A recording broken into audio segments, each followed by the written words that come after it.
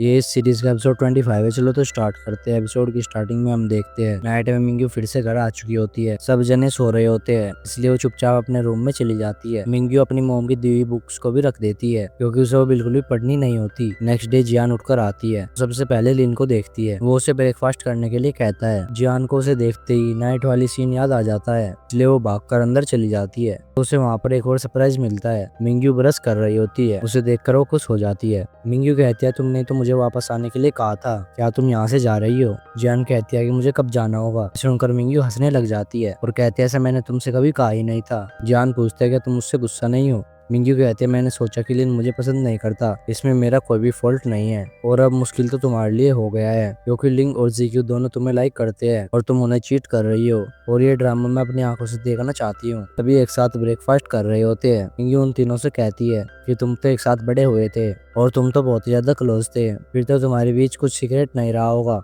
ये सुनकर जियान मिंग्यू के पैर पर अपना पैर जोर से रखती है, फिर मिंग्यू भी उसके पैर के ऊपर रख देती है। उसके बाद टैंग अपना गुस्से वाला फेस लेकर बार बार ब्रेकफास्ट करने के लिए आती है। जियान जैसे उसे देखती है तो वो भी अपना गुस्से वाला चेहरा बना लेती है और दोनों एक दूसरे को दिखाकर खाने लगती है। मिंग्यू को तो समझ नहीं आ रहा था आखिर दोनों के बीच हुआ क्या है। ओलिन उन्हें देखकर हंस रहा होता है। उसके बाद जियान जियू के साथ काम पर जा रही होती है। उसे कल नाइट में इस वाली बात याद आती है और वो उसे सोचकर मुस्कुरा रही होती है। फिर अचानक से उसे होश आता है, उसका दिमाग खराब हो जाता है। जियान उसे पूछती है कि क्या तुम अचानक से मुझे किस नहीं करोगे? जियू कहता है कि ये क्या कह रही हो तुम, मैं उस टाइप का इंसान नहीं हूँ। सुनकर जियान को रिलैक्स फील होता है। उसके बाद लिन मिंग्यू से माफी मांगने के लिए उसे लंच पर इनवाइट करता है और फिर लिन मिंग्यू को ऑर्डर करने के लिए कहता है, लेकिन मिंग्यू ने कभी भी ऑर्डर नहीं किया होता, इसलिए मिंग्यू को कुछ भी समझ नहीं आता। फिर लिन उसे ऑर्डर करना सिखाता है और उसके बाद मिंग्यू ऑर्डर करती है। ऑर्डर करने के बाद उसे बहुत ज्यादा अच्छा लग रहा होता है क्योंकि उसने ये पहली बार किया था और उसकी मम्मी उसे कभी ये क्या नहीं करने देती थी। और फिर मिंग्यू से कहती है कि तुम्हें मुझे लंच के लिए इन्वाइट नहीं करना चाहिए था,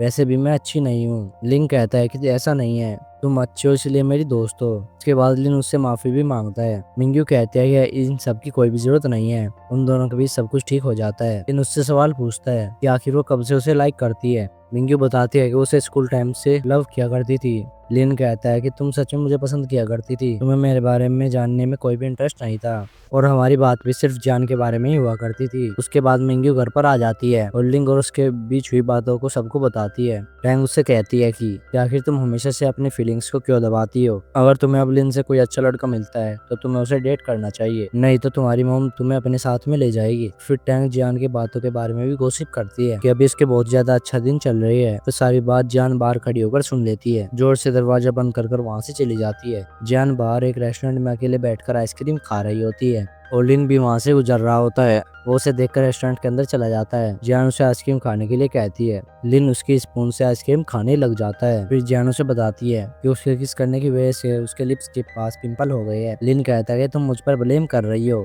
ये तो इसी वजह से हुआ है कि तुम लेट नाइट तक जागती हो, एक्सरसाइज नहीं करती। और फिर वो ये भी बताता है कि वो मिंग्यू से मिला था और उन दोनों के बीच सब कुछ ठीक हो गया है। ये सुनकर जियान को बहुत ज्यादा खुशी होती है और वो लिन को ये भी बताती है कि पता नहीं क्यों मिंग्यू पर मुझसे जेलस होती है। उसके बाद लिन उसे बताता है कि मैं जिससे शादी करूंगा मैं चाहता हूँ कि हमारे 2 बेबीज हो। जियान कहती है, नहीं मुझे 2 बेबीज नहीं चाहिए। उसके बाद लिन पूछता है कि फिर तुम्हें कितने बेबीज चाहिए? इस पर जियान हंसने लग जाती है और फिर दोनों एक दूसरे के साथ काफी अच्छा टाइम स्पेंड करते हैं। आगे हम देखते हैं कि जियान का जियू के कैफे में इंटरव्यू होता है। इंटरव्यू खत्म होने के बाद वो जीक्यू से मिलती है। वो उसे सीरियस होकर कहती है कि मैं हम दोनों को शादी करते हुए मैजिशियन नहीं कर सकती क्योंकि मैं तुम्हें अपना रियल ब्रदर मानती हूँ। मैं चाहती हूँ कि हमारे बीच में बस यही रिश्ता बना रहे। जीक्यू भी कुछ कहता नहीं है और इसकी बात मान लेता है। के बाद घर में टैंग अपने ऑडिशन की तैयारी कर रही होती है। फिर वो जैसे जियान और मिंग्यू को देखती है वो रुक जाती है। उसके बाद सभी डिनर कर रहे होते हैं और टैंग उन्हें बताती है कि उसने कभी भी ऑडिशन देना बंद नहीं किया था और वो सबसे छुप कर ये काम किया करती थी और उसे हर जगह बस रिजेक्शन ही मिला है। ये सुनकर मिंग्यू खुश थी क्योंकि टैंग ने काम बंद नहीं किया था, लेकिन उसने किसी को बताया भी नहीं था, नहीं तो वो उसे और सपोर्ट करते। फिर में उसके स्कूल को दिनों का सीन दिखाया जाता है जब सभी टैंग को नीचे दिखाने उसको बुली करने का